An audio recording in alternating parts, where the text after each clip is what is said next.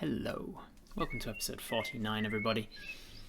Where did we leave off in episode 48?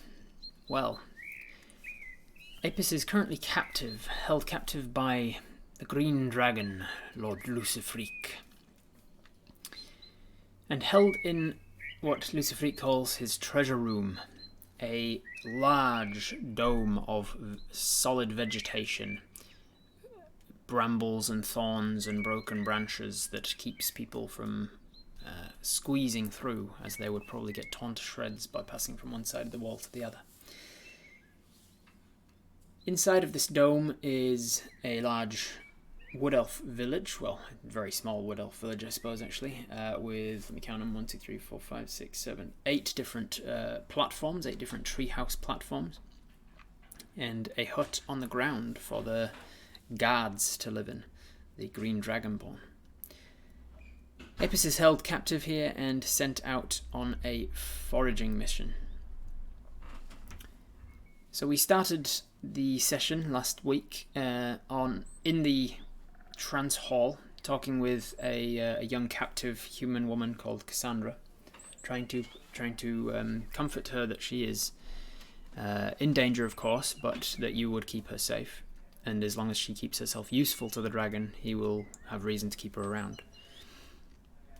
She mentioned that she had been captured by kobolds, and as she talks about this, you looked over your shoulder and saw that one of the Green Dragonborn that guard you here in this wood elf village was standing watching and listening. As you went to leave to head to dinner, the Dragonborn stopped you and said, "It would be wise to not speak about the kobolds to anyone." And then she said, you're not eating with the rest today. You are dining on the ground." And you went down the rope ladder to the ground floor of the forest dome, and you met with the Lord Luciferique himself, the Green Dragon who entered the dome and announced his arrival. "Lord Luciferique has returned." He brought with him another prize, a rock gnome from Fondurg. He's stealing a new person every day. And then as he entered, he brought in with him a roast boar, a roast pig, and he fed the pig to you. He gave you a carving knife and a fork and asked you to feed yourself.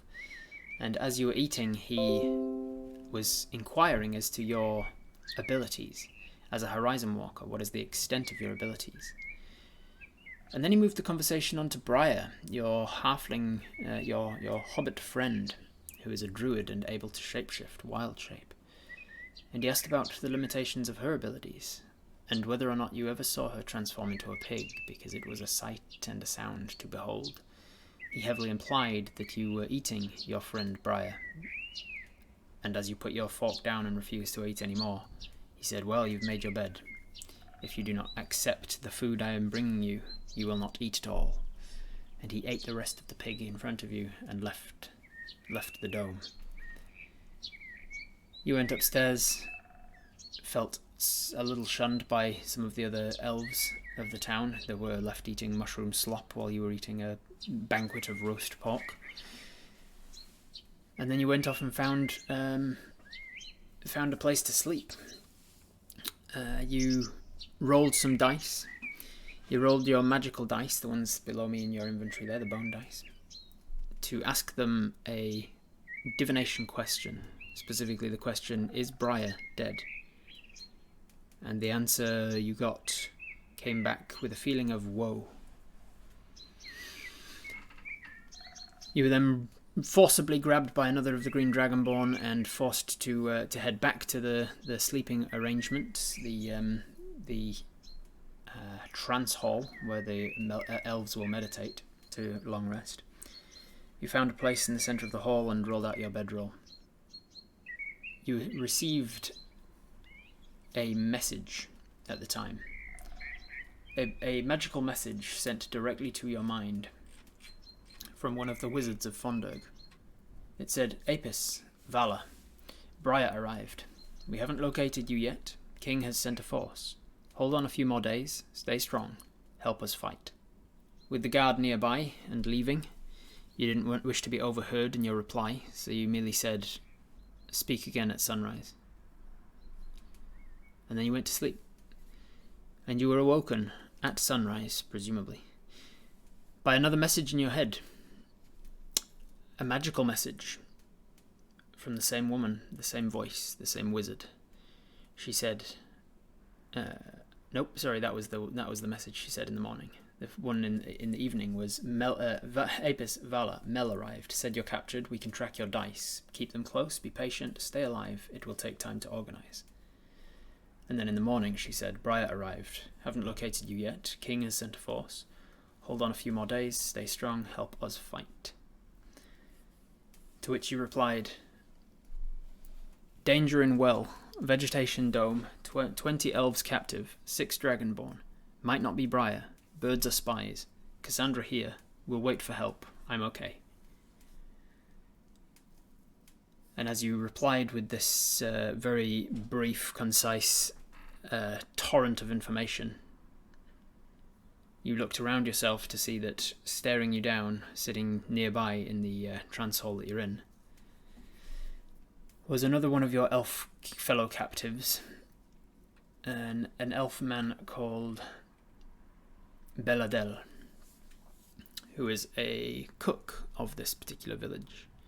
And you've already, from your interaction with him so far, you've already determined that he doesn't like you. And you're not exactly sure why, but you think it might have something to do with the fact that you're a dwarf, and he might be racist. And that's where we're picking up today. So as you have just sat up in bed, you try and play off the fact that you were muttering in your sleep. I'm going to have you roll a deception check, because you're trying to deceive Belladel into believing that the muttering that you just gave, the instructions you just replied with, were just a part of a soon-to-be waking fever dream. 8. 8 plus 1 from your charisma. If his insight is greater than that, then he probably has picked up on the fact that you're lying. Otherwise, yeah, as it is, you've just woken up, so you're not 100% sure how well you've done on your deception of him. You just look across and see that he's staring at you as he says, "Bad dream, is it?" You say, yeah, bad dream. You do have the ability to re-roll. So once per day you can re-roll with a lucky horseshoe. You can see it down there underneath the languages section. If you want to use your inspiration or lucky horseshoe to re-roll that deception check, put a yes in the chat. If you want to leave it with a 9, put a no in the chat. All right, most people saying no, we're not going to re-roll. So as we wake up, we sort of like stretching and trying to tap into the reality of us actually having bad dreams, in order to hide this lie that what we were saying was anything to do with the dream, which it wasn't. He doesn't show any signs of reaction to that. He just continues to stare at us. Eventually we stand and start to put away our bedroll. We get up and start to walk towards the door of this trance hall, and he stands as well. His pace matches ours so that he meets us in the doorway. And just as we're heading through the threshold to this trance hall, he stops us with a hand on our shoulder. And his eyes quickly glance outside to the boardwalks and rope bridges, and there's no green dragonborn around. And he says, "Listen here, Golden Eyes. If you want to get yourself killed, that's your choice. Do not bring trouble to my village." And then he lets go with his hand and just stays sort of leaning over us with his elven height being a good foot taller than we are. What do you want to do or say?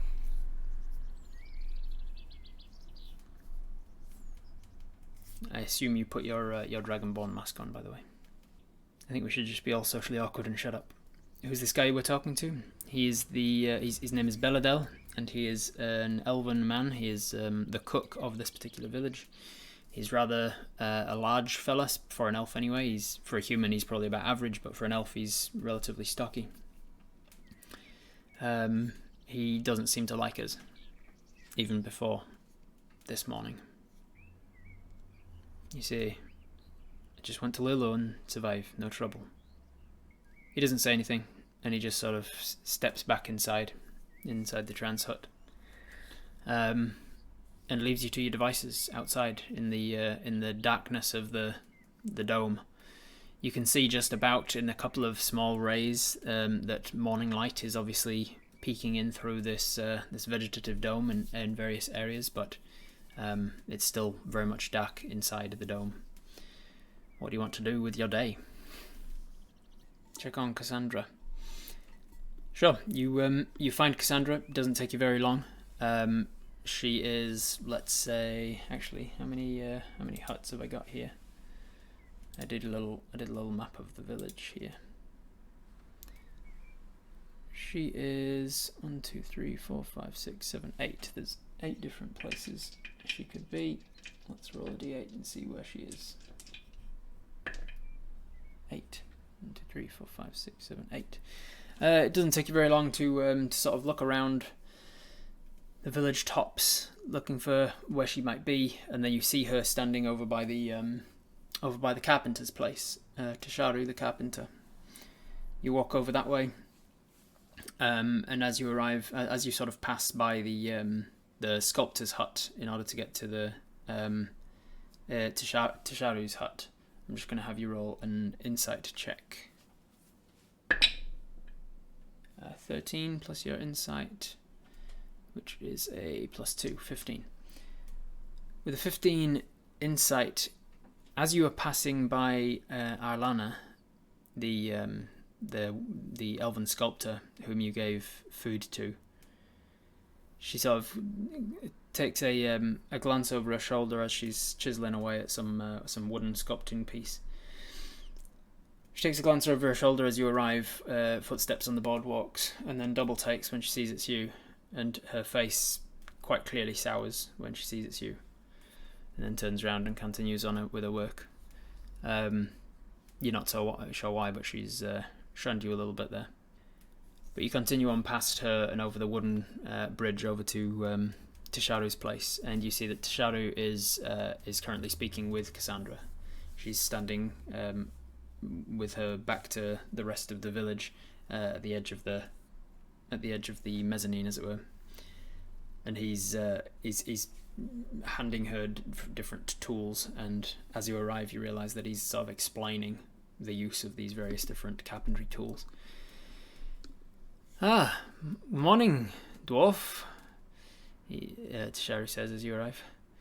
I was speaking to the human about carpentry, and she said that you told her to get a job. You told her to steal my job, did you? Well, this one's an awl. So he explains what an awl does, and then he takes this one back and he says, this one's an azd. I think in your tongue anyway, an ast. In Elven we call it an ath, but I don't think you call it that in yours. I think it's something like that, and this is what you're. And he starts to like demonstrate on a piece of wood what it's used for.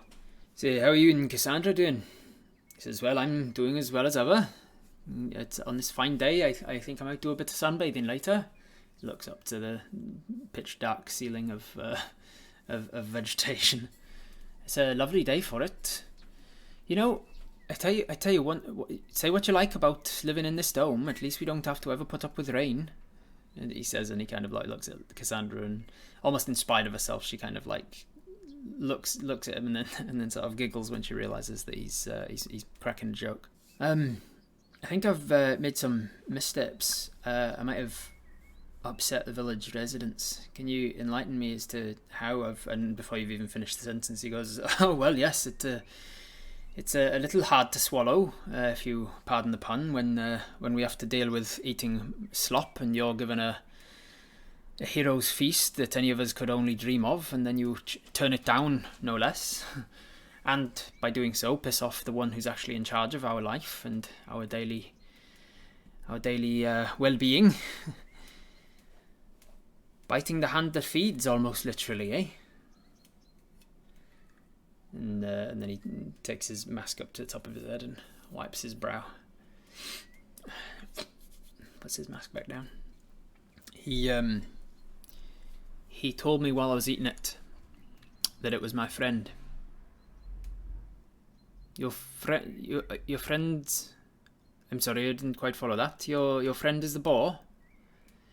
My friend has an ability to change shape into animals. Oh, I see.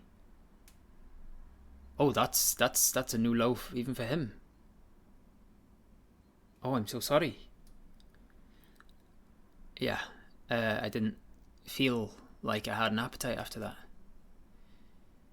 No, that does make a lot of sense when you say it. Look, I'm so sorry. I had no idea. Oh, is it the one that you were asking around about? The small one that came in with you? Aye. Right. I'm so sorry.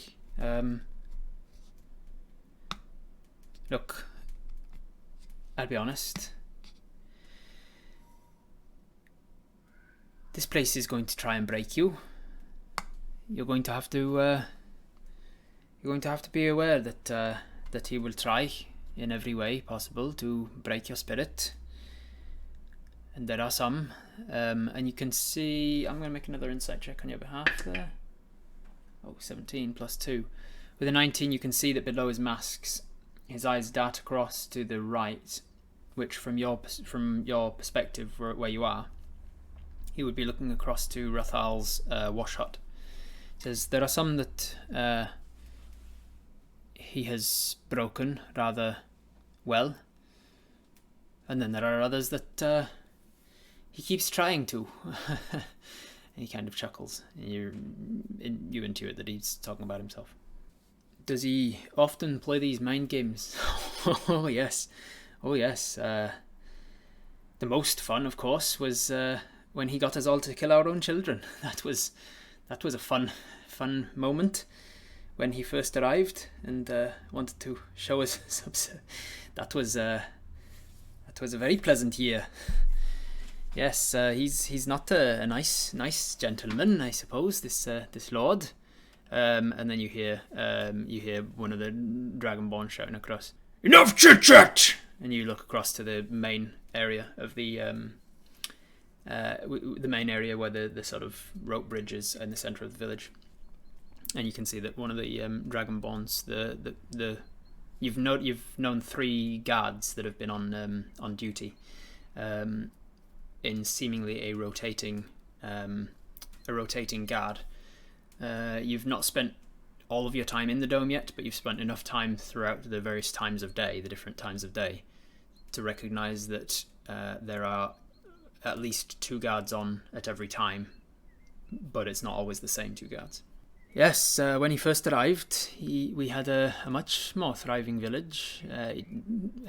Tisharu just keeps talking as if he hadn't heard the call of warning from the green dragonborn over on the central pillar.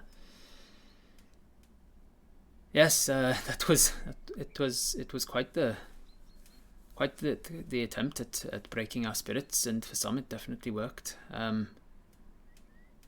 I wouldn't talk about that if I were you. It's a little bit of a touchy subject, of course, for many. I want to be Tisharu when I grow up. You can now hear stomping across the rope bridge the green dragonborn fella, the one that took our weapons away from us when we first arrived. Tisharu just keeps talking as if he's not even arriving. Yes, it's rather a touchy subject for everybody. But yes, keep your head down, I would say, and then as Pakrish is arriving, Tisharu goes, Yes, it's probably worth making sure that you're working hard, because the Green Dragonborn don't like it when you. And then Bakrish comes in with the spear and he points it right at Tisharu's face. And he's like, "You will speak when you are spoken to, and no other time." Oh, I thought it was okay if I'm explaining to the. And then he whips the spear around and hits him in the gut, and Tisharu doubles over. Oh, but you were speaking to me. I thought that was okay. You know what I mean. You were talking back. So I'm not allowed to talk unless I'm talking back, but I'm not allowed to talk back. You've got to. I'm not as smart as you, so you have to explain. And the Bakrish sticks the butt of his spear down to the ground. He says, "You know what you're doing, Tisharu. You are not allowed to speak unless I am speaking to you and asking you a question, and then you can respond. Okay?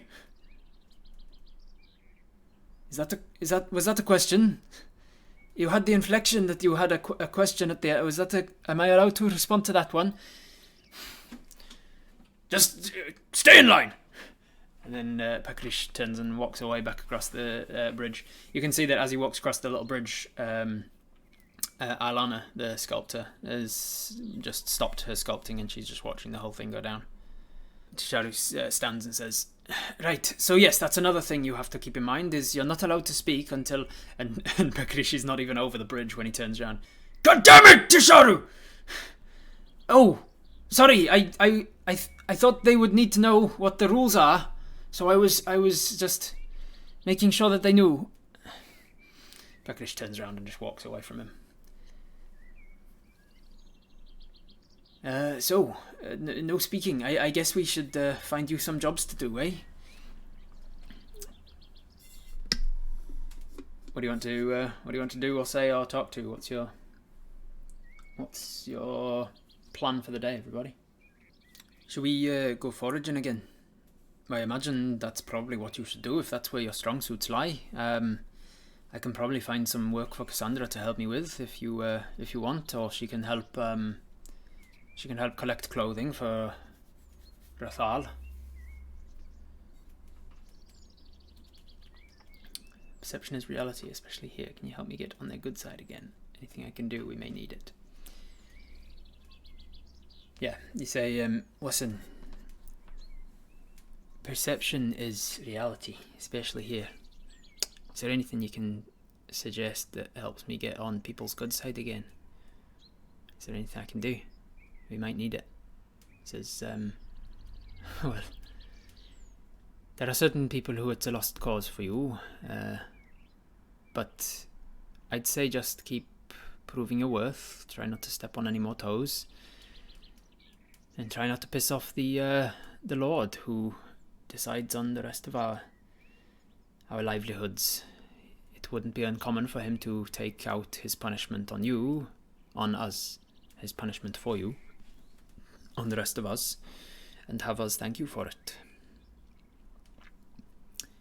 We were we were wanting to help Cassandra find proper work to make sure she's useful to the town. Yes, well, she's very welcome to stay here. I'm sure she's going to be great with a saw, aren't you? And he sort of like claps her on the shoulder with one of his hands. Well, I don't know if I... And he goes, "No, you'll be great, won't you?" And she says, I've never... And he says, "Yes, but everybody has to start somewhere, don't they? So you'll be great, won't you?" And she says, yes, I'll be great." He says, that's the right spirit. Does Charlie have a job these days? Charlie will have a job soon if he's not careful. Charlie's refusing to work. He's gone for the obstinate route, which I've yet to see work, but people keep trying it. Where's Mel? Mel went back to Fonderg with a message for the town folk there. So Mel was not captured with us. Do you need anything if I go foraging? Nothing for me. I'm permitted to leave about once a week or so to go and find wood. I tend to know the areas where I need the wood anyway, and then I bring it back. It's I've got all I need right here. He sort of like pats his tool desk. How did Luciferic break Rathal? should we be wary of her? And he goes, he looks across to sort of behind you, and you sort of glance over your shoulder, and you can see that Pakrish is standing over the rope bridge now, just watching all of you. He says, I can usually try. The thing you should know is, I usually know when it's right to push the luck and when it's not. If I push too far, Pakrish will get in Ola, and she... Well, and he kind of like puts his hand up to his dragon skull mask that he's wearing, and he sort of runs his hand along the crack that comes down one side of it. He says, you've got to know when to call their bluff and when not. I better get back to work. And then he sort of turns and grabs Cassandra by the shoulders and says, right, so the different types of wood. So you've got to know when there's a soft wood and when there's a hard wood, you see, because of course we don't want to be working on soft wood now, do we? If we're going to be repairing some rope bridges, and starts working with her, giving you a very clear message of like, there's only so much you can push back, you should leave now. And some rations to hand out to folks while we're gone foraging. You can do so, Kelso, but there is a dragonborn watching you. We have to circle back to that later. Let's find Charlie and try and give him an encouraging word and then forage. Alright, so you go out looking for Charlie then. Let's see, where would Charlie be right now? I know where Charlie is. Let's see how long it takes you to find him. Oh, nice. 16 investigation, so you got +3. With a 19 investigation, it doesn't take you very long. In fact, give me 1 second. I'm going to pop across to the... I'm going to get up a battle map page, and I'm going to show you the map that I've made of the village. It'll help me to describe things. So this is the Wood Elf village in general. You got the center of the forest. Down here, you can kind of just about see that there is a dead Tauchu who is being displayed at the center of the town. Then you've got the rope ladder that leads up to the central area where the food hall is. From there's 3 branches out. This one goes over to the alchemist's hut. The alchemist branches out to both the oil creator, Thanalai, who crushes seeds and herbs, seeds and nuts and hemp to make oil to light the lanterns that lights up the place. And then over here we've got the sorting hut, where you will take all of the stuff that forages, all of the foraging material will come across to here, and they will sort it into things that need to go to the alchemists, things that need to go to the oil creator, and things that need to go to the food hall. And then over here we've got a long bridge that leads over to the sculptor's hut. This is an open plan, just a flat floorboards, no walls on this particular area, but this is where the sculptor works. And then a very short wooden boardwalk from the sculptor's hut to Tasharu's hut, Tasharu's carpentry hut. And finally, from the food hall, we also branch out over here to the Trance hall, which is a cylindrical, open-roofed, cylindrical walled sleeping quarters, and then a relatively long, narrow boardwalk, narrow rope bridge across to the cleaner's hut. And then down here on the floor is the Dragonborn's hut, and there's a vegetative wall around the whole thing. So it just gives you an impression. There's maybe scale is a little off on some things, but it gives you an impression of about where you are. So you're over here talking to Tasharu when you head back across this bridge, looking for Charlie wherever you can. You come back across this way, and you go over this way to see if he's sleeping. And as you're making your way across this bridge, you can see him down here. He's up against the wall, and he's just kind of making his way around. You can just about make him out in the darkness. He's not holding a light or anything. He's just walking in darkness, and he seems to be studying the walls of this place. So where to from here? What do you want to do? You've found Charlie. You're just up on the mezzanine, and you need to get down to him if you actually go and talk to him. Gonna go talk to him? Alright, go to Charlie, head down to greet him. So you head back across the rope bridge, skirt around this area. You walk past the hut, and you can see Belladel and Olithea inside. They seem to be preparing for like a lunch, well, like a breakfasty kind of brunch meal. And as you walk past the open plan front wall, they both kind of glance up and glower at you as you walk past. You go back down the rope bridge. Bringing attention to him might be bad. Maybe. Maybe. It's a good point. So as you're about to go down the rope bridge, we'll put it to a poll real quick. Do we go talk to Charlie or not? With 59% of the vote, Apis decides, no, we're not going to go talk to Charlie. So we leave Charlie to do his thing, whatever he's doing around the wall. And what are we going to do instead? Try and get out and ask about foraging? If we talk to him, we could draw the Dragonborn's attention to him, and we don't talk to him, he could end up hunted. Decisions. If he's still here when we get back, yeah. Forage. All right. So we look around, try and find a Dragonborn. Easily enough, we look down to the forest floor here, and heading towards this hut is Pakrish, who's left now that he saw you actually leaving Tisharu. You didn't need to keep an eye on you anymore. So he went back down the rope bridge and headed across this way. And as he approaches the hut, you can see that he stands outside, and another Dragonborn comes out. This is the other male Dragonborn, Zakar. Zakar comes out and talks to Tisharu. Tisharu mumbles something to him. You're way too far away to actually hear it or make it out. You can barely even see them with your dark vision. They exchange something or other, and then Zakar goes back inside the hut, and Tisharu comes out and walks back towards the rope ladder. You stand here until Pakrish walks back up the. I think I was saying Tisharu, wasn't I? I meant Pakrish. Pakrish walks back over to the rope ladder and climbs up towards you. And as he's approaching, he's like a few rungs from the top, and he sort of nods to the side. Move! He doesn't want you standing near the rope ladder when he's climbing. So he waits for you to move, and then he finishes climbing up at the last like 10 feet or so. He clambers up, gets to the top, and stands and says, "What are you doing? Do something useful." You say, "That's what I was actually waiting for. I was waiting for your permission to leave and go foraging. I want to make myself useful for the day. I think it's important that I go out and help them forage."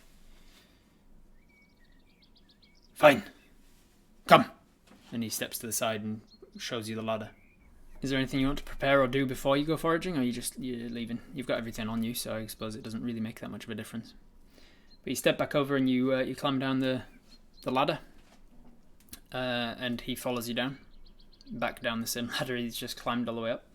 And once you get down to the ground floor, he takes you walking over this direction. Can you see that? Can you see the direction? Maybe if I click on it, there we go. He takes you walking over this direction. You eventually get to the wall, and he sticks out his hand to the wall, and a few bugs climb out of the vegetation of the wall onto his hand, and he speaks to them in Draconic. "Tell Lord Luciferic that we have to open for the dwarf to go foraging." And then he puts his hand back on the wall, and the bugs fly through the various little nooks and crannies of the wall until we've lost sight of them. And then he walks with us, sort of does a little circuit. He walks this direction. He seems to be able to see without a torch or anything, as all the Dragonborn have done so far. And it's only about, where's Luciferic at the moment? It's only about 12 minutes or so before there's an opening sound of vegetation over this sort of area, this corner, and you're about 100 feet from it. So he's quick, and he rushes, puts on a bit of speed, rushes over to it, and points his spear through it. And then you run towards it as well. Run. You get through it, and you're just about getting through it when it starts to stitch back up again. And you are left on the outside of the dome, as you were yesterday, with no hunting knife, no weapon.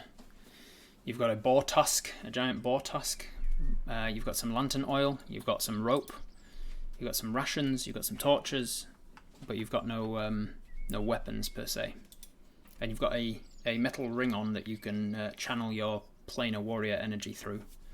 But other than that, nothing really. What's your plan? You going foraging? You looking for the foragers that live outside of the dome, or are you looking for the farmers, or are you just going straight to that portal that you know about? Quick estimate distance that bugs can fly in 12 minutes equals distance to lair. Maybe. Most people saying start foraging towards the portal. This looks like it's going to need a pole. What is it that we're going to do? Are we going to forage close to the dome here? Are we going to forage our way towards the portal that we know about? Are we going to go find the farmers first that live on the outside of the dome? Are we going to go find the foragers that live on the outside of the dome? Or are we going to make an attempt to escape? With 74% of the vote, 3/4 of Apis Mind wants to forage their way towards that portal that they know about. We know from yesterday that it was about 5.5 miles from the direction that we were the previous day, where we were foraging. So we know the rough direction to it. We can detect portal once per short rest. I believe it comes back on a short rest. So we start foraging our way over that direction. I will roll a foraging check for us using our home brewery. So we've got that. We're foraging in there, so we've got that modifier. And we're going to roll a survival check. Survival is a +8 because of forest bonus, survival, and wisdom. 8 plus 8 is 16. 16 plus the respective modifiers of how long we've been foraging for and where we've been foraging. And roll a percentile check. Oops. 69. Nice. So that means we will find 2d6 and 1 uncommon ingredient. We'll find 2d6 common ingredients, 6 common ingredients from the list. So on the way, we find some aliandol, we find some papau, we find some sea scum. We're foraging for a couple of hours as we walk that direction. After about 2 hours of walking and foraging, we're getting close to where we think it might be, somewhere within a mile or so. We're not exactly sure though. We need to start pinpointing where we're going. How do we want to pinpoint it? Do we want to go off of the sort of visions that we were getting of where it might be, or do we want to use our detect portal? Did we see any undead animals on the way? Well, let's have some perception checks made during those 2 hours of foraging for Apis. Let's see which direction you headed. Okay. Hey, look at that. 19 perception plus your huge modifiers from being in a forest, your favorite terrain, forest bonus.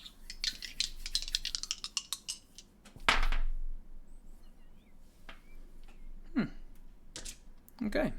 As you're walking in this direction, you're about an hour and a half into your foraging little excursion when you've noticed the entire time that you are being watched or followed by various different birds and beasts of the forest. There's birds and squirrels and things.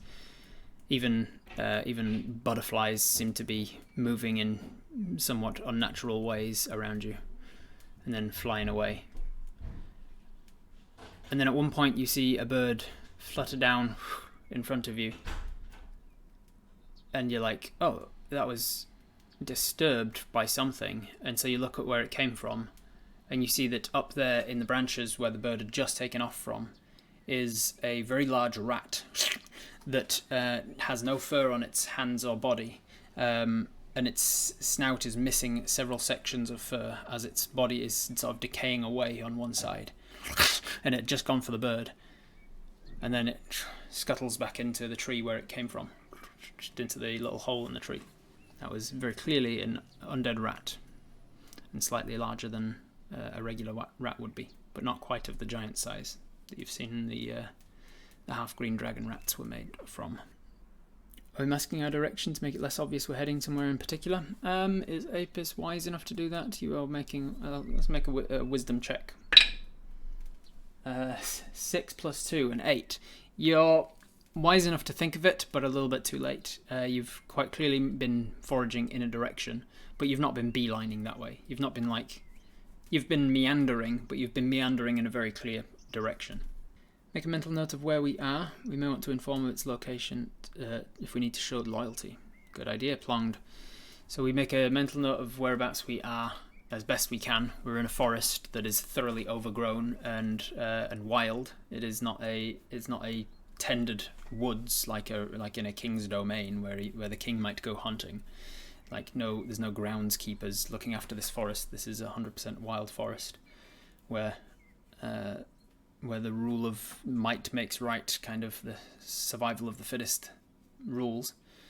So it's hard to keep a track of exactly where you are, but you do your best. Did the rat notice us? If it did, we didn't notice that it noticed us. Can we see any hybrid rats around? No, you cannot. Drove a stake in the ground or some marker on the tree. Yeah, easy enough to do. You get out your giant boar tusk and you start marking one of the trees, with scratching into the bark of the tree that the dead rat was living in. Apis was here. Do a little, just a little symbol that's quite clearly not a natural scratch, so like a zigzag kind of scratch or something that wouldn't be made by anything natural. Scratching a bit of an A above it for Apis, but you scratched in the dwarven equivalent of A because you're a dwarf and your name would be spelled in dwarvish. What now? Keep going towards the portal. You don't know really at this stage where the portal is. Keep going in the direction you think the portal is. Stop and do the detect portal. Have a short rest. Keep foraging. Looking around for undead. What's the plan, everybody? Resupplied our food. Did we see any rocks? You've been foraging for...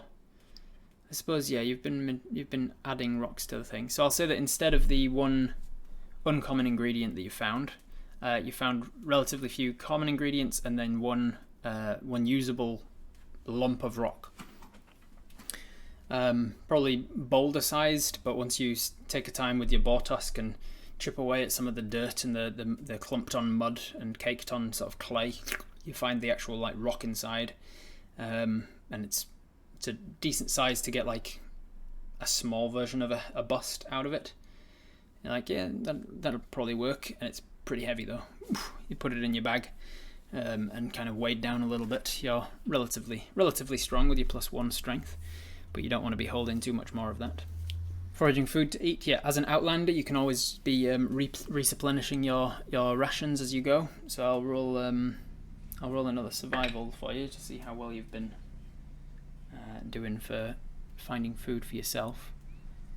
What do I get? A 9 plus your wisdom, survival. It's an 8, 17. 17's pretty good. You managed to find enough for 2 more days of, let's say 3 more. 3 more days worth of rations. If we're going to look for the portal detect easy, this part of Apis gets lost easily.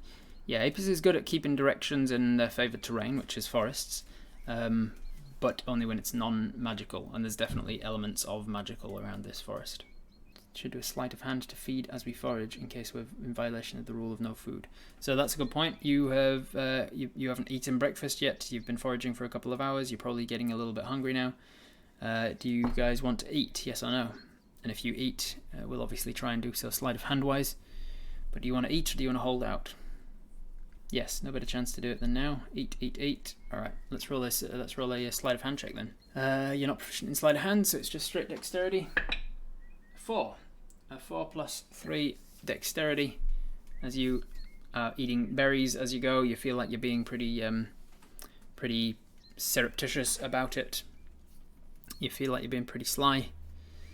You may or may not be being as sly as you think you are, but you are feeding yourself as you go. You've managed to feed yourself one of the one of the rations that you've found, and you will be essentially full for the day. You've fed yourself enough to be full until the evening, maybe.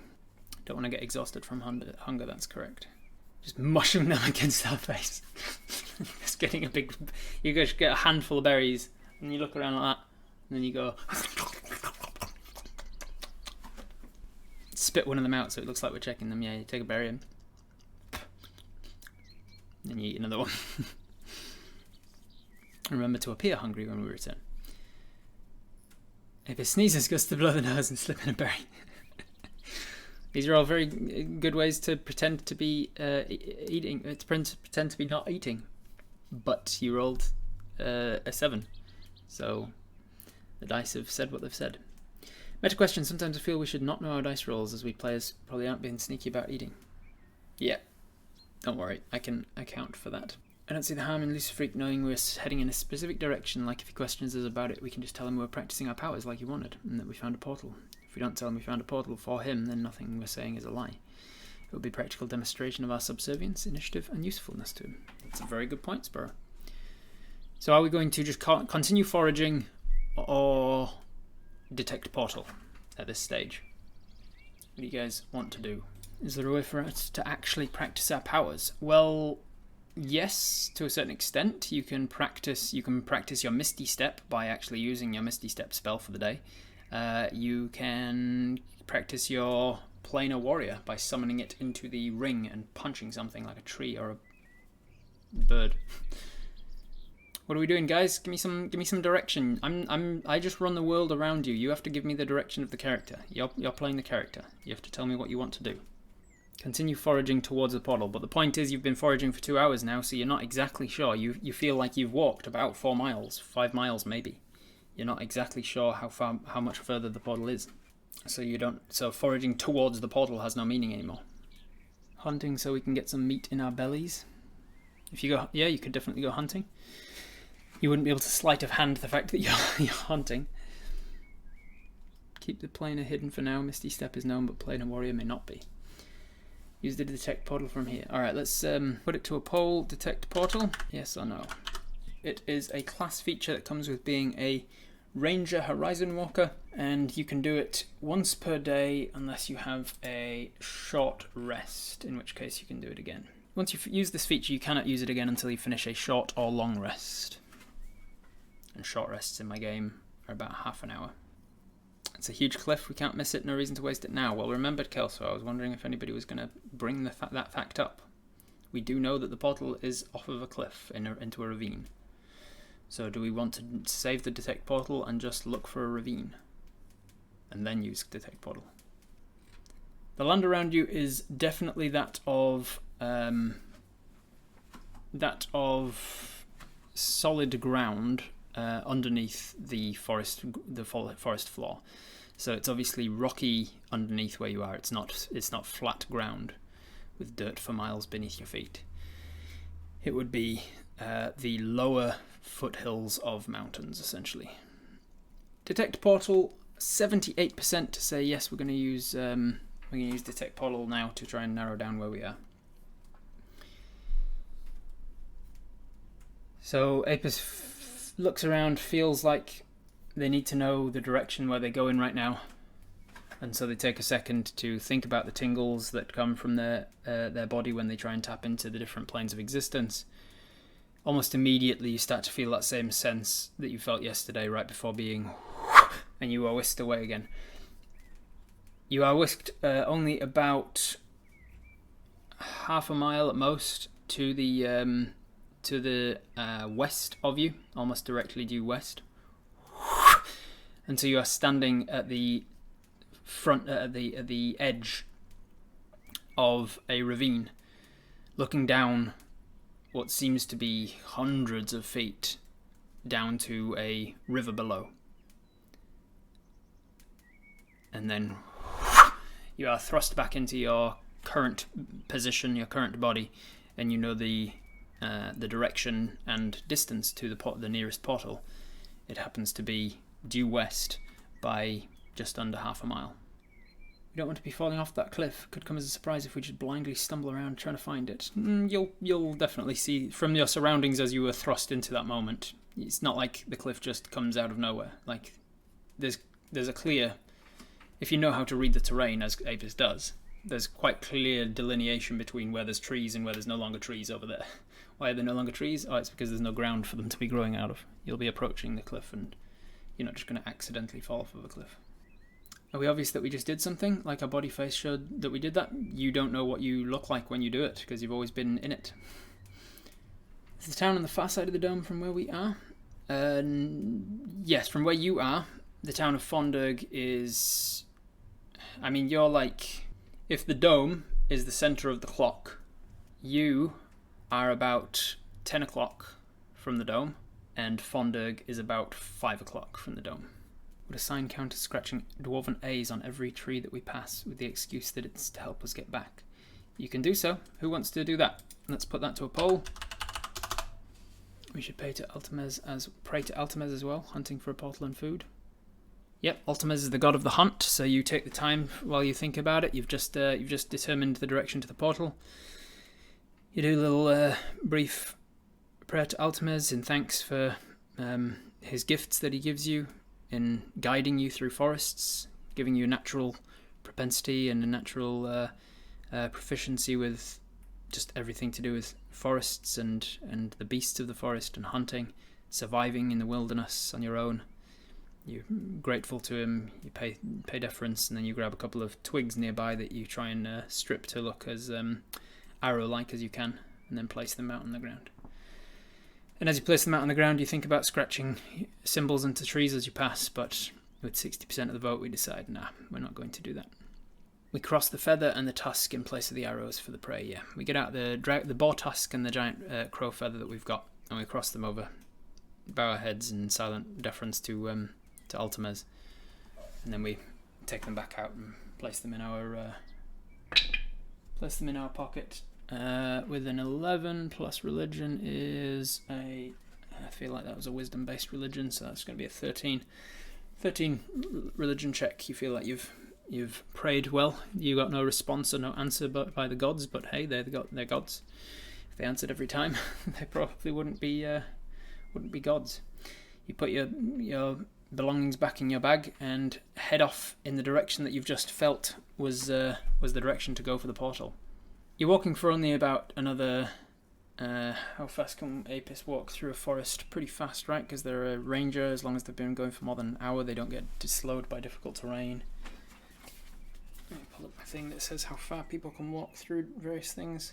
Direct paths, cross country, half a mile, takes about 10 minutes. Easy peasy. So it only takes you about 10 minutes from where you are to where you're going. After about 5 of those 10 minutes, you can start to hear the water. It is rushing from rather far below, off to your right. And as you walk, you see that there is there's a natural sort of overhanging rock face that comes that approaches this huge winding river that comes from your right. You look down over this winding river, and it branches out into two different. It forks out as it clashes against this huge hard stone that seems to be some sort of volcanic rock that is just doesn't wear away as easily as the rest of the surrounding rock around it. And so the vast majority of the river bends round to your immediate left, but there's a smaller portion of it that's sort of branching off as it hits this rock and goes around it, that has wound its own path. And it's a forking river. This forking river. You look out across, standing on this rock overhanging the forking river, and you can see an absolutely beautiful, magnificent vista of treetops and winding beauty that just stretches on as far as the horizon is, and probably many more horizons after that. Something catches your eye. What's your perception like? Not the best, but for you that's pretty good because it's forest based, so that's still 16. You something catches your eye of a sort of clearing, a good few hundred yards. You're pretty sure that that's where you're wanting to be heading. You continue on over this rocky outcropping that goes like right over the river that's raging below you, and down the other side, it's a natural stone bridge that this once volcanic rock has made against this raging river. You climb down the other side and continue on the direction you want to go, down the branching path of this water, and you notice that it's getting windy. It seems from the natural geography of the area that not only is the water being sort of broken into a forked path, but wind that is rushing down from this side of the mountains, down the up towards the mountains, because you're on the windward side of this mountain range. It seems to be funneled through a natural sort of rocky funneling, and so it's quite a blustery place. One more survival check to notice the surrounding area. Survival plus 20, so plus 8, so 21. With a 21 survival, something else catches your eye. On this direction, as you're moving this way, you notice that there are larger animals around. Slightly larger than you've seen. You're used to the foraging in the area directly around the treasure room. There have been birds, rats, and squirrels and bugs, but there's been nothing larger. No badgers, no deer, no wild pigs or boars, and you're pretty sure that that's because they've been hunted to almost extinction, in this localized extinction, because of the massive apex predator that's just moved into the area. But as you're approaching this portal, as you've crossed over that land bridge over the raging river below, you can see that a couple of times deer tracks catch your eye, and once you hear the snuffling of a pig nearby. Are they undead? You haven't seen them. You've just heard them. There are signs of larger animals. But then, as you're about 100 feet or so away from where your vision has been taking you to this portal, you do see one. It hops out into the clearing in front of you, and it seems like an enormous hare. It's about the size of a large dog, but it is by all appearances just a hare. It sort of hops forwards, looks at you, stares at you as if caught in headlights, and then turns and bolts away. Other than its size, it seemed to be a normal animal. It did not seem to be undead. What time of day is it? Probably about noonish, I think. You've been foraging for a couple hours, so yeah, just before noon. Probably about 11ish. How long would it take to return to the dome? About 2 hours, give or take. In Sylvan, call after the bunny. Hello? You do so, and it disappears. It doesn't respond. A giant hare, and we've met a giant bee. Yeah. Take the rabbit back for stew. You could hunt it if you wanted. Genuinely hunt it. But you're also like 100 feet from the portal that you were here looking for. How far down to the water from here? So you walk up to the edge.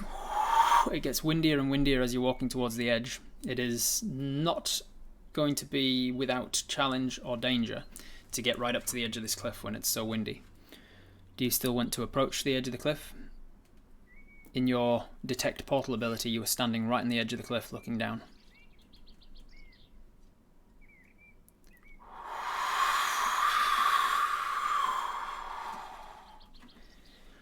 We secure ourselves with a rope. Yes, you can. You grab your magic rope out your bag.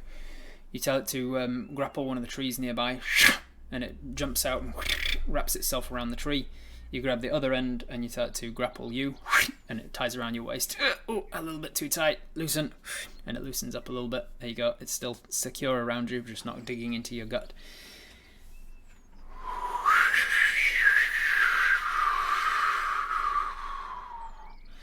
You walk towards the edge where you've heard this detect portal.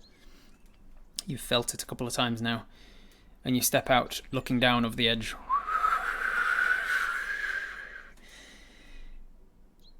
It seems to be about... let's make some kind of a judgment check. See how well you can judge this distance. You kick a pebble off the edge, which helps. It disappears from your view before it actually lands on the ground. What's it going to be? Some sort of just a perception, I think. Just a perception check. Nat 1. And Nat 1, it's just too hard for you to judge distance. It could be 100 feet, it could be 1,000. Like, you're not sure whether the river below is a relatively large and slow river, and therefore close, or whether it's large and fast-moving river, and therefore it's far away, or whether it's small and close. Likewise for the trees and the bushes.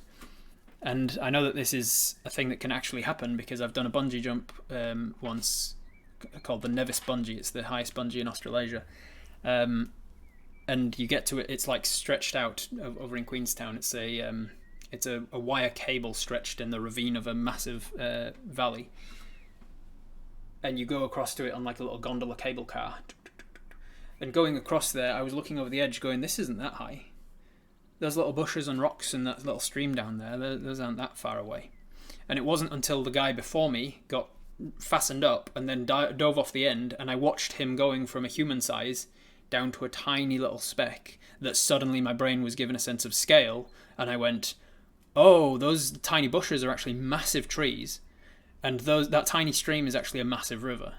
So it can genuinely be like a really hard to judge sense of scale when you don't know it. And when you got a Nat 1, unfortunately Apis is looking over the edge and you just have no way of knowing how far down it is. We just know it's down. Yeah.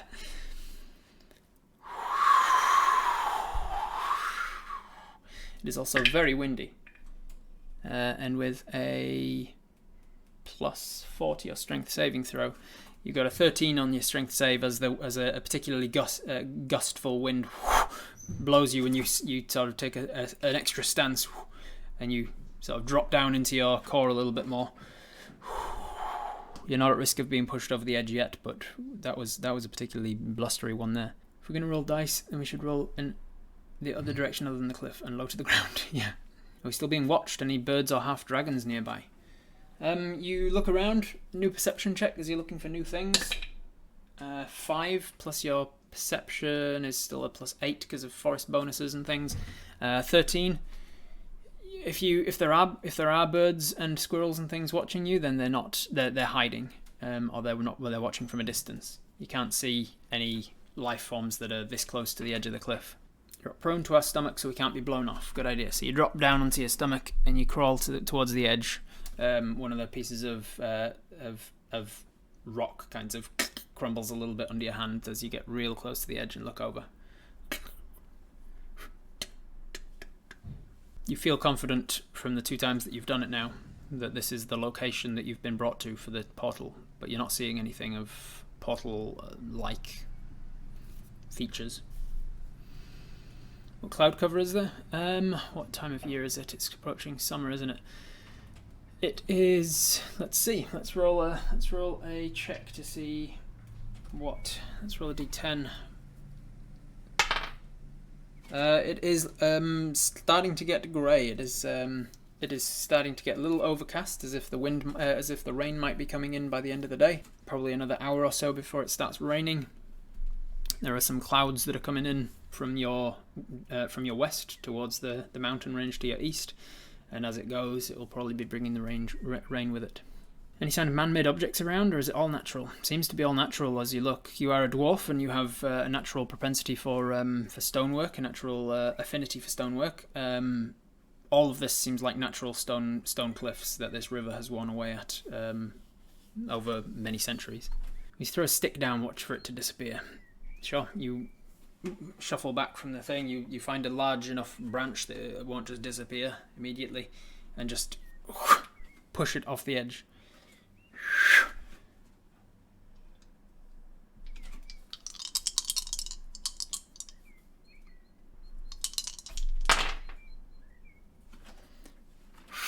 You push it off the edge and you watch. You sort of drop down prone to watch it go. It tumbles. It hits the cliff that's not obviously a sheer vertical cliff. It's got a bit of a decline to it. It hits the cliff and starts to tumble. End over end, there's branches snap off of this, smaller twigs and branches snap off of this much larger branch.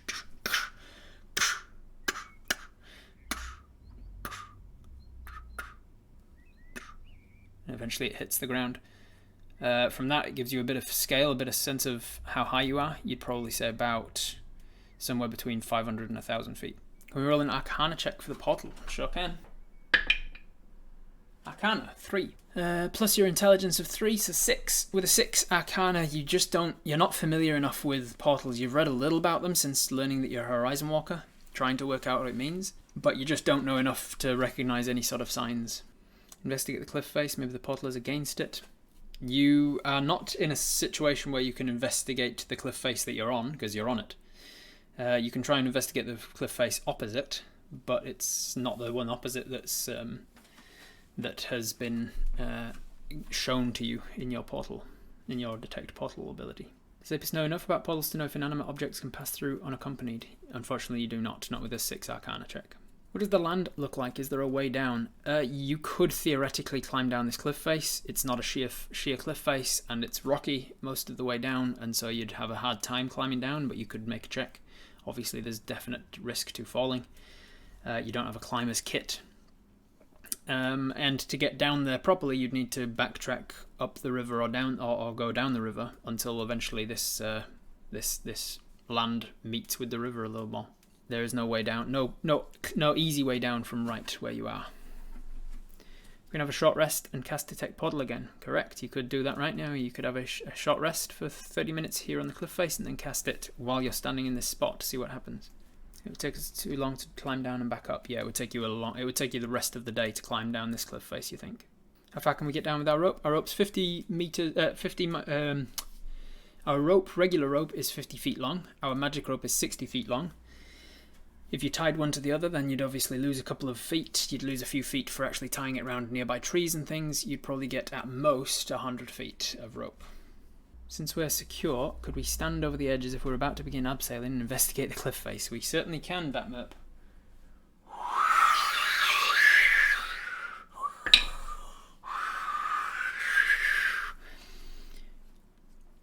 You turn around and you sort of step back and you hold the rope and you're pretty sure that it's secure. And it's a good thing that it is, because the wind comes up, it suddenly gets a lot more windy, and it blows you to the side, and you just fall. Your foot slips off the edge, and you go tumbling about 5 feet down the cliff face before the magic rope goes taut magically and just stops you.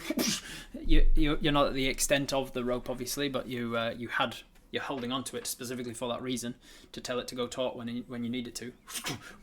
And now you're sort of sideways, hanging by your waist, about 5 feet off of the cliff. How did that dice get out of jail? Sorry, dice, you're in jail now. The people have spoken. We'll be rolling this dice from now on. How long until sunset? Oh, a long time. It's only about... it's coming up to midday. You're still in the morning. You're seeing the cliff face up close now, yeah? It seems to be regular rock face and cliff face. I will say you'll take a point of damage from scraping down the side of the cliff face 5 feet. Shout the retract word, and it drags you up the you're getting dragged up. You've taken a point of damage from falling and another from being retracted up the cliff face. So you've lost 2 points of health, but you're still doing okay. Ow, ow, ow! You're on the top of the cliff again now, still tied around your waist and around the tree. So, do you want to have a short rest and then try Detect Portal again? Yes or no? What are we feeling like? Primal, yeah, you can do your primeval check, see if there's dragons in the area. Let's put it to a poll real quick. Short rest. Short rest will take half an hour, and it'll be about noon when you're finished with your rest. But it does mean that you'll be able to roll your cast your Detect Portal thing again. How long do we have before we need to be back at the dome? Again, like the first time you went foraging, you were given no time. It's just assumed that you'll be back before whenever the loose freak wants you back, at a whim. If he's reasonable, which he's known for being, then you'd probably have until sunset, which means that you've probably got at least 6 hours, maybe 7. 92% of Apis decides, yeah, we're gonna rest here. So you walk back a little bit further away from the blowing gale cliff face and set up a little bit safer back behind sort of the tree line. And you sit down and rest for half an hour. Do you want to roll a hit dice to regain your 2 hit points that you're missing? Or do you want to just leave it? Otherwise, what do you do for a half hour while you rest? Read your book, play the panpipes. What do we want to do while we rest, everybody? Read the book on the plains. Read the book on herbalism and plants. Read a book on beginners potions, potion brewing for beginners. Introduction to potion brewing. Or read or play the panpipes. Or do you want to try cook? Try and get better at cooking. Apis has been canonically bad at cooking. You could read about Umar, yes. Umar in the Plains books. You could read about Umar Rashid, who is one of the other Horizon Walkers of history. If you want us to learn about our powers, reading about them is a good plan. If we get a bad roll on the panpipes, we'll be certain we're being watched. Yeah. If we roll panpipes and get really poorly, all the birds start to and run away, and you're like, okay, I guess they were listening to me. 61% of the vote. Apis decides, well, what a fitting time to do it.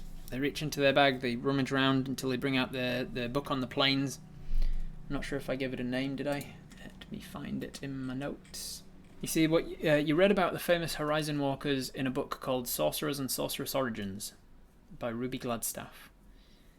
I don't think this is the same book that had the Sorcerers and Sorceress Origins. I think this is just one that talked about the plains from memory. So you get out your book on the plains, and you start to read for about half an hour or so. You read. This is the one from Sally's. Yeah, you got this from Sally's. You're skimming about portals and such. I'm going to make an investigation check for you. Half an hour is not a long time to be reading, but it's long enough for you to find something pertinent information, perhaps, if your mind's on it. So let's make an investigation check. Look at that, it went 5-15. 15 plus your investigation of 3-18. With an 18, you are sort of skimming for things about the portals, and you find a chapter on planar crossings, as they call them, rather than portals. Planar crossings specifically says that in like the very first paragraph, it says planar crossings come in many forms. Some are unable to be seen by the naked eye and even withstand magical detection to a certain degree. Rather, they are just present in all locations. The greatest example of this is the thin crossing between the material plane and the ocean below, otherwise known as the Underdark. The portals or planar crossings between these realms are not simply doorways, but entire regions spanning hundreds of feet, hundreds of meters, where it is almost indistinguishable which plane you are on. Then there are others that are definitive thresholds, openings in doorways that seem to lead to nowhere, but when stepped through, transport the adventurer to an entirely new plane of existence. Some portals exist only on full moons or during certain weather patterns. Some portals exist only when the right word is spoken or the right sacrifice given. Below are a few examples of some portals, and it goes through them. It says like how the Shadowfell often finds ways of creating portals in the material plane that is driven back by the fundamental magics that the gods put in place to protect the material plane from outside exertions. The Feywild often uses portals that are more of a definitive, visible threshold to step through. There are planar crossings to the elemental planes that are in particular areas of elemental influence, the respective elemental influence. And then and then in the last sort of paragraph of this chapter, the last sort of subheading of this chapter is about planar crossings to the outer planes, and it talks about how exceptionally rare it is to find a naturally occurring planar portal to any of the higher or lower planes of existence, because of the gods specifically separating themselves from the outer and inner planes of existence. That's about all you're going to get from a half an hour of reading. From that, you can take away what you need to take away from it, but there's a possibility that this entire cliff is a portal. You read that section again about how the Underdark can make it very unclear between whether or not you're on the material or the ocean below, as it calls it, and you wonder about whether or not you're even on the material plane anymore. Chuck rocks in all directions and see if one disappears. Where or what is the Underdark? Apis would know a little about the Underdark, I think. You've read about the planes a little bit. Yeah, there you go. 17 on your a 19 on your history check. You would know that the Underdark is one of the names given to a plane of existence that is accessed usually by cavernous subterranean features. If you dig down far enough, there's a good chance that you're going to breach into another plane of existence where monsters lie. There are dwarven stories, children's stories that you would have grown up on, about other dwarven ancestors sort of branching off and digging too far down into deep mines and never being able to find their way back to the surface, and just existing down there, evolving down there, turning into subterranean dwarves, known as Durgar. There's also stories of elves doing similar things, and the drow are often said to come from the Underdark. You don't know the actual historical fact of that or not, but that is one of the stories around the drow. And it's one of the reasons that the drow are often feared or shunned on in the material world, on the surface, because people think that they are monsters that come from the monstrous realm below. So you finish your short rest. You want to detect portal now, yes? Put a no in the chat if you don't want to detect portal, otherwise I'm assuming that you are going to do so. Everybody seemed to want to do that. That's the reason for taking the short rest. But put a no if you don't, just so I know that whether it's a unanimous decision or not. It seems like most people are wanting to use the detect portal now, standing on the edge to see what's going on here. So you stand back up, you put your book securely back in your bag and secure the flap of your bag closed. Make sure that the rope is nice and tight still. And you walk closer and closer to the edge, doing that like heel-toe walk, heel-toe, heel-toe, putting the pressure on slowly as you're approaching the cliff face.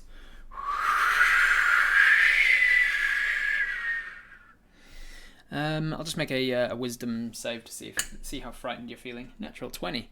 Yeah, you got no fear of heights, it seems. Not right now, anyway. Not in this present moment. You've put a lot of trust in this rope. You've made sure it's still secured. As you get towards the edge, you peer right over. You've been standing in this exact spot before, twice now, as you've detected the location of portals.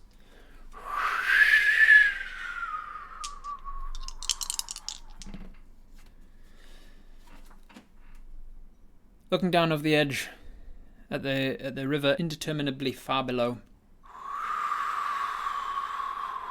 you close your eyes and you feel, with the wind comes this sense of tingling goosebumps all across your skin. It's easy enough to pretend that cold goosebumps reaction is the prickly electrostatic reaction that happens when you're tapping into the fundamental force energies of the universe, the multiverse. And when you open your eyes, about 50 feet below you and about 10 feet out from the cliff edge is an area where there is a definitive kind of shimmer in the air. It's like the wind that is passing through that air seems to sort of make turbulent rivulets right behind it, as if the wind is suddenly dying and then starting again on the other side. Throw a rock at it. You reach down and you throw a rock. Make an attack roll, see if you can hit it. 16 plus your attack roll. The rock disappears into it, and it kind of disappears behind the shimmer, and you're not sure if it went anywhere.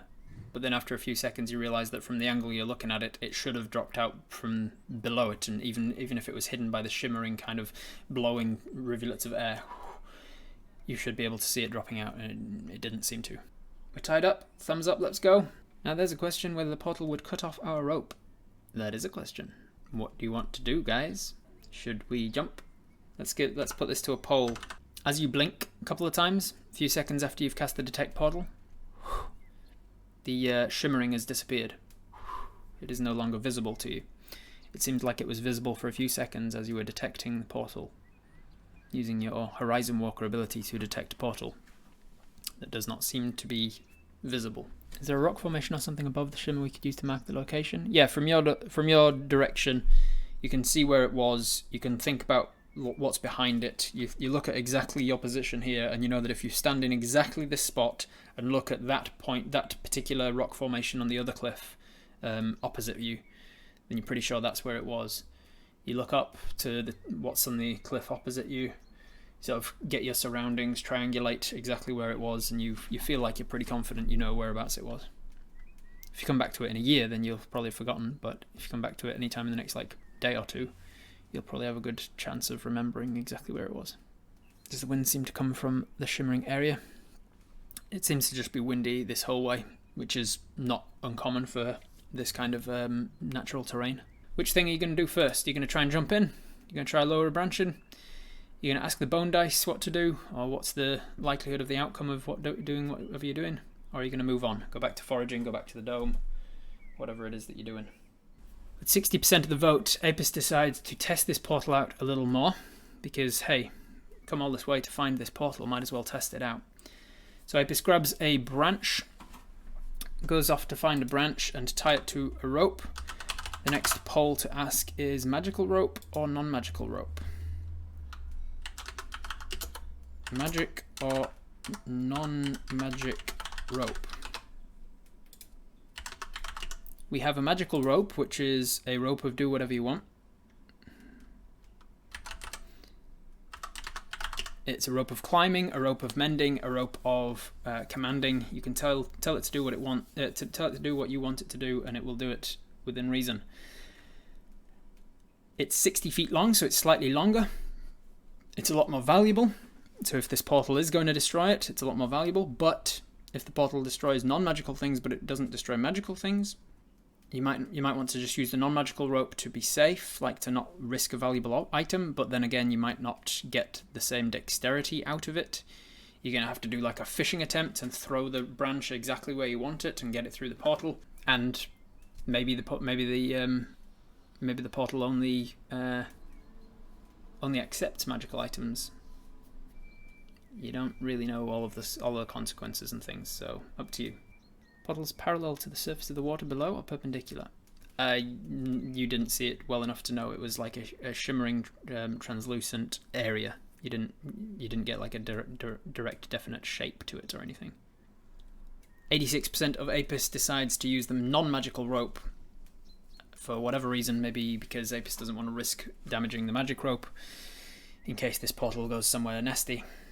And so you find a branch, a nice big leafy branch. I'm going to roll a survival check to see how long it takes you to find and acquire a leafy branch. Being that you don't have a saw on you, you don't have any equipment. If it's already broken and fallen off, it's no longer leafy. So for it to be a leafy branch, you probably have to find one that's a part of a tree and then break it off, in which case it's not as strong or thick. So 16 still pretty good though. You did a good survival there. It takes you only 20 minutes or so to find and acquire a wee sapling, maybe dig up a young tree, back and forth, digging away as best you can at the solid clay with the boar tusk. Back and forth until it comes loose.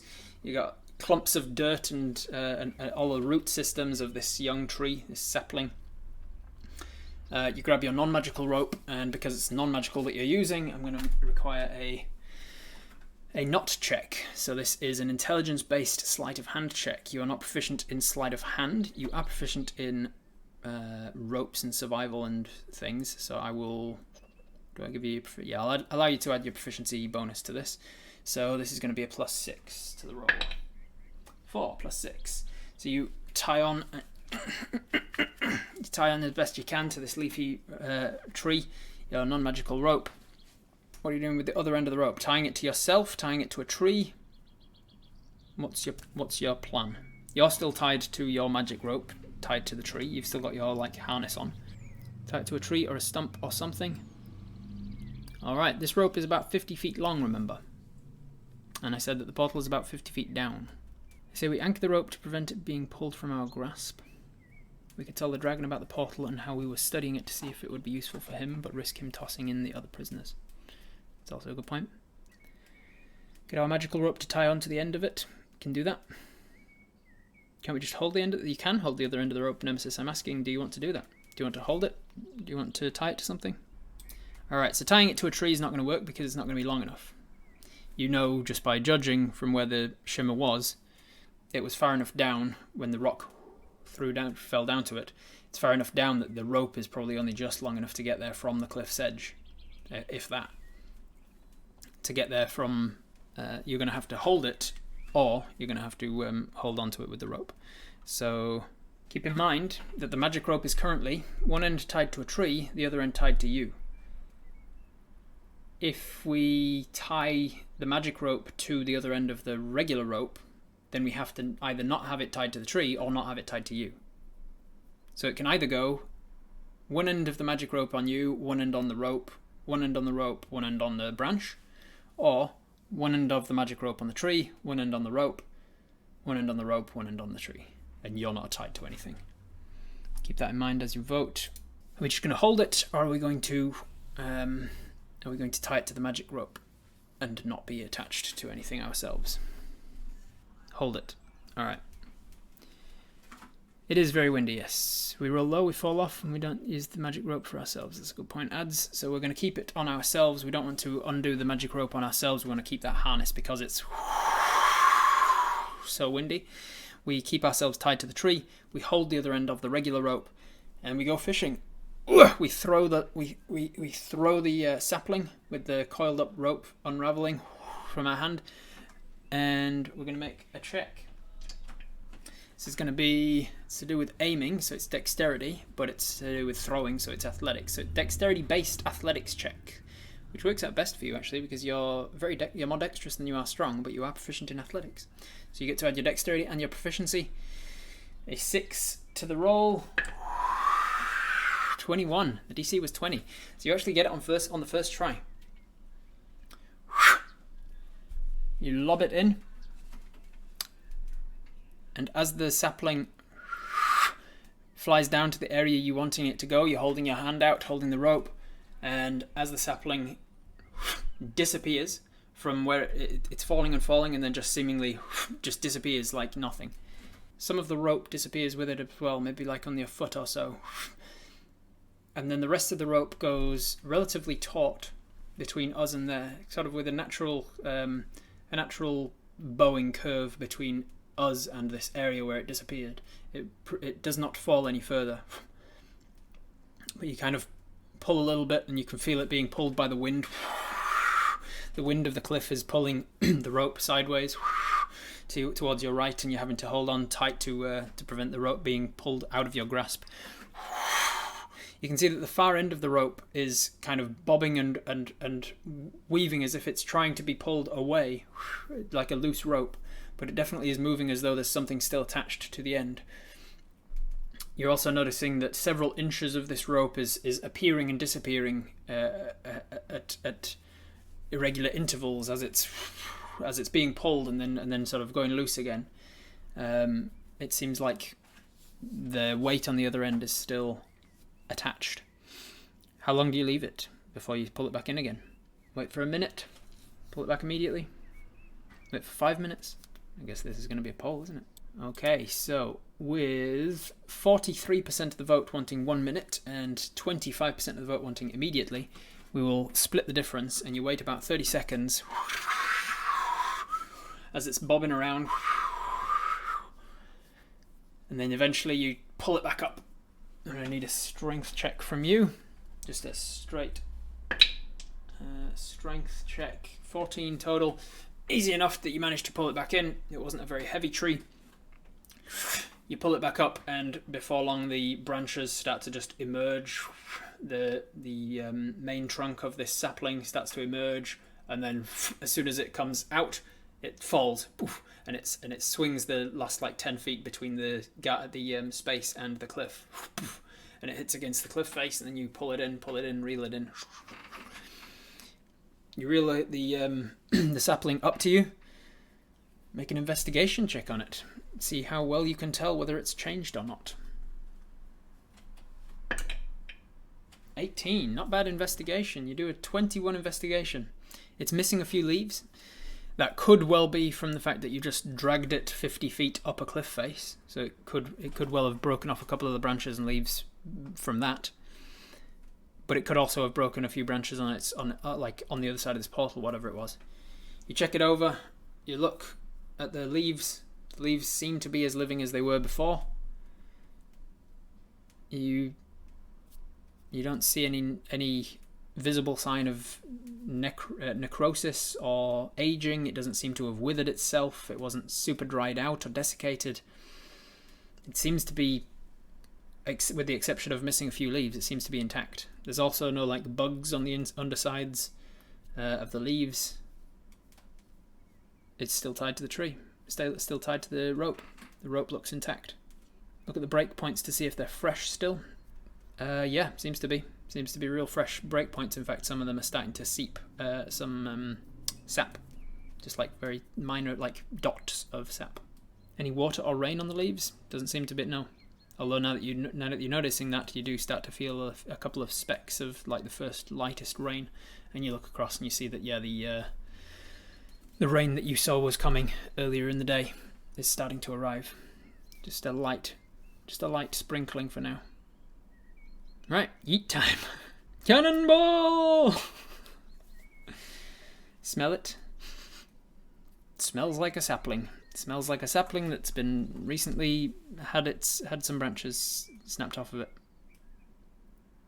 We don't know if there's oxygen on the other side. We may need to do something further. You can now move on to an animal if you want to catch a bird or a mouse or something and throw it in there. A squirrel. A rabbit. Call out, "Oi! You little shit! Where does this go? Are you here?" You call that out. There's no response. If he is there, he's not listening or responding. Dip it back in further. Replant the sapling back to the dome. Alright, it's poll time. Apis is in several minds again about what to do now. So you can ask the divination dice what to do. You can move on. Just go back foraging. You've learned what you need to learn about this portal. You could lower an animal in, like grab a squirrel or a rabbit or something and lower that in, see if it comes out breathing and alive. You could jump in, just caution to the wind and just be like, let's do it. See if I can get out of here. Escape with my life. Or do you throw the sapling back in that's still attached to the rope? You might be able to leave it in there for even longer and learn more information. Alright, 56% of the vote. Apis decides to ask the divination dice. You get your bone dice out of your bag and you ask the bone dice a question. The next poll is going to be, what do we ask the dice? We can manipulate the wording. I just want to know, what is the gist of what we're asking? Can I survive the actual trip through the portal? Can I survive what's on the other side of the portal? Can I survive the return trip to through the portal? And will our friends suffer on the other side, on the current side of this? With 60% of the vote, Apis gets out the dice and thinks about what they're going to ask. They know that they're going to ask some formation of the question, can we return through this portal?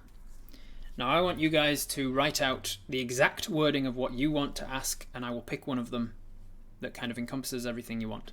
It has to be, because of the nature of this poll, it has to be, the gist of the question has to be, can we return through this portal? But the exact wording I need from you guys.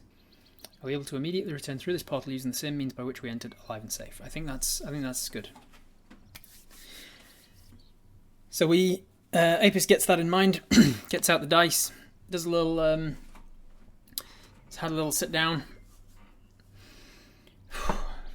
Needs somewhere to roll these dice on, so has a little look around for those.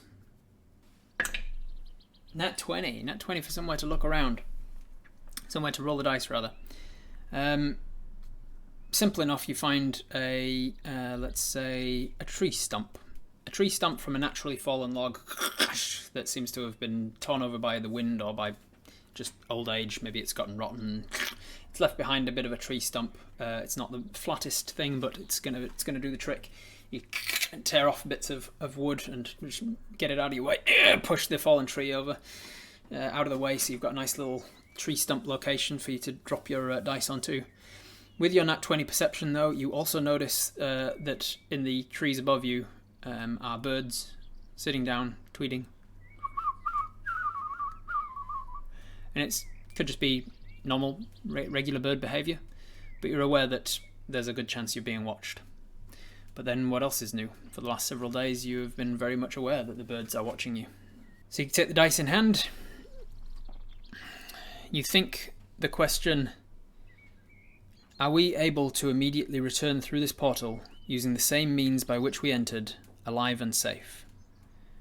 And the means by which we entered, you picture yourself being tied to the tree with your magic rope and jumping off the edge, like you're getting through the portal while tied on with a rope. That's the means by which you are entering, and then you can climb back out on the rope as well. So you think of that, you picture the means of which you're entering, and you ask, are we able to immediately return through this portal using the same means by which we entered, alive and safe? And then you drop the dice.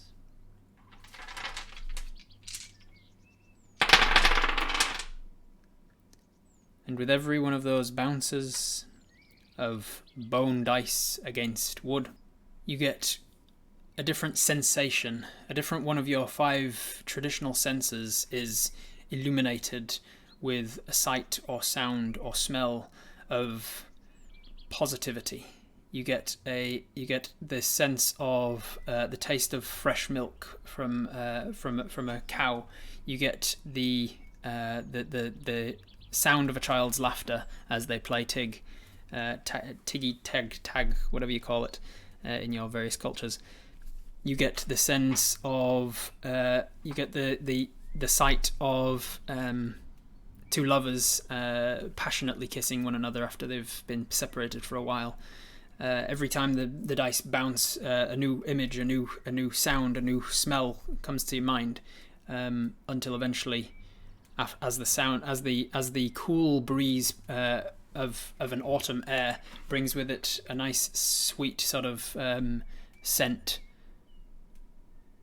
it dies down, the dice come to a rest, and you are left with a sense of wheel. You are tied onto your magical rope, tied to a tree on the edge of the cliff. You have an idea of where there is a portal to another plane of existence, and the fact that you can, theoretically, return safely through that portal if you were to yeet. You pick up your bone dice, you place them back in your box, your case, close the case up, place it in your bag, fasten up the bag tightly again. Last question is, do we eat? 69 nice % of Apus's mind decides, let's do it. We're going to jump. We are going to jump. So knowing the distance, knowing that the 50-foot rope that you had barely made it to the thing from the very edge of the cliff, your magic rope is slightly longer. It's got an extra 10 feet on it, and the tree you're tied to is about 10 feet back. So if you jump just holding onto the magic rope and the tree, you might be able to reach it. But do you want to give yourself the extra bonus length to work with by tying the regular rope to the tree first and then tying your magic rope to that? Pole. 2 ropes or 1? My pole seemed to just go away. What was the answer? Extra rope won by a lot. Okay, cool. So we're going to tie this rope to the tree. Because our life depends on it, we're going to take 20 to do it, meaning you're going to take 20 minutes to just keep doing this rope until you are 100% sure that you're doing it. You're essentially rolling and rolling and rolling until you get a nat 20 on it. You can take 20 minutes to do a thing until you've got a nat 20 on it, as long as there's no consequences for failing at that thing. So you're tying. I am going to roll I'm going to roll a check just to see how long into that 20 minutes it actually takes you to roll. Well, 3. Yeah, it takes you the full 20 minutes.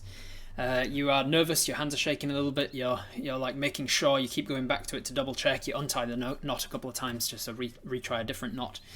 Maybe if I do it this way, then it's tighter. Yeah, okay, that one's tight.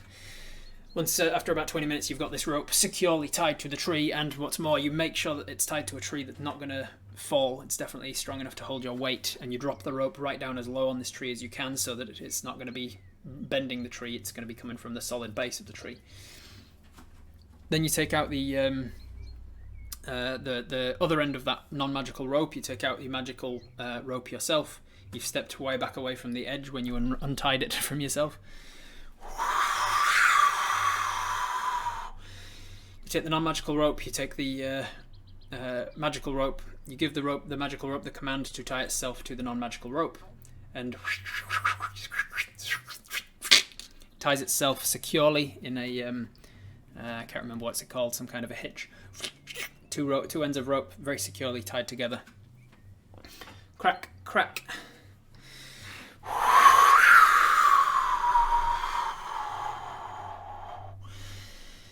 Without the ability to detect this portal, you are hoping that you remember where it is. You're pretty sure. You step up to the edge. You can feel your palms sweating. Your knees are weak. Your arms are heavy. You're sweating even under the blowing gale that's almost blowing you off the edge. You triangulate exactly where you saw the portal before. Yep, it was that rock. Was it that rock? Am I standing in the same place? Yeah, there was definitely that thing on the other side. Is this rope strong enough? This rope's strong enough, okay.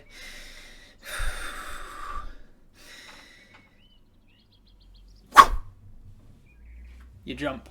How long are you standing on the edge before you manage to bring up the nerve to do it? Wisdom saving throw. Wisdom of an 11. You're standing there for a good 11 minutes before you work up the nerve to actually jump. And then you jump. Off the edge.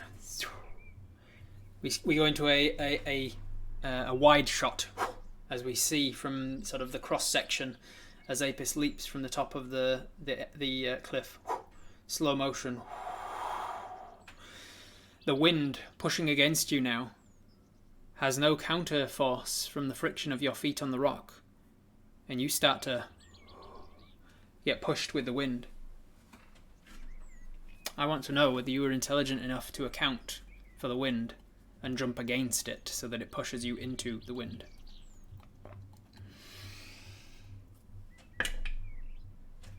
A 9 intelligence check. Do you wish to reroll that with inspiration or lucky horseshoe, or hope for with a 12 total with your +3 intelligence? Hope that a 12 is enough. Reroll or hope that a 12 is enough? Reroll. Reroll. Reroll. Reroll.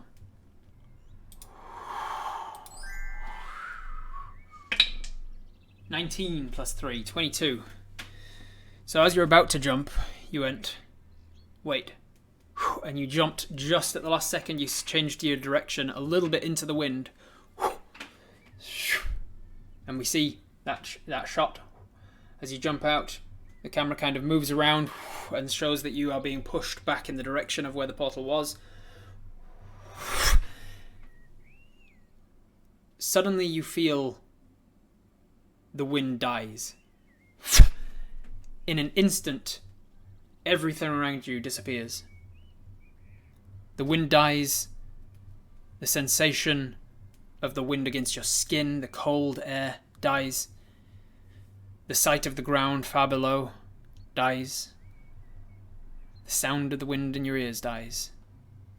And that is where I'm going to pick up next time. Thank you very much for joining me, everybody. This was tremendous. See you next week.